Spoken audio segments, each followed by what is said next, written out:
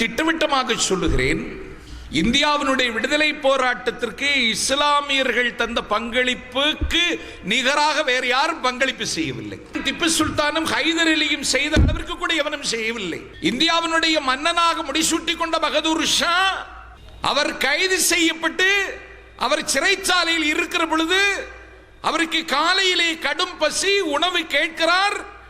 ஒரு தாம்பாளத்தில் வைத்து துணியை மூடி ஒருவன் உணவு கொண்டு வருகிறான். ஒரு சிறை சேவகன் துணியை விலக்கி பார்த்தால் அவருடைய மகனுடைய 2 மகனுடைய வெட்டப்பட்ட தலைகள் காலை உணவாக வந்தது மாமன்னன் பகதூர் ஷாவுக்கு. நான் இங்கே இருக்கிற இஸ்லாமிய பெருமக்களை கேட்கிறேன், எத்தனை பேருக்கு இந்த வரலாறு தெரியும்? யாருக்கு சொல்லப்பட்டது இது? காலை உணவாக 2 தன்னுடைய மகனுடைய வெட்டப்பட்ட தலைகள் மாமன்னன் பகதூர் ஷாவுக்கு முன்னால் வைக்கப்பட்டது. அப்பொழுதும் அவர் அச்சத்திற்கு ஆட்படவில்லை.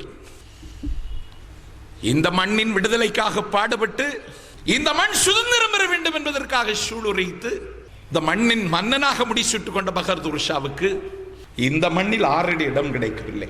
இந்த ஈரமான வரலாறு இந்த சமூகத்திற்கு போய் சேர்ந்திருக்கிறதா?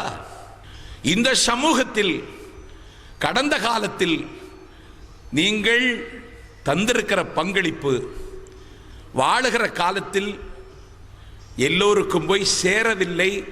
அது சேர வேண்டும் என்பதை குறித்தும் நீங்கள் கவலைப்படவில்லை என்கிற குற்றச்சாட்டையும் நான் இங்கே பதிவு செய்ய விரும்புகிறேன்.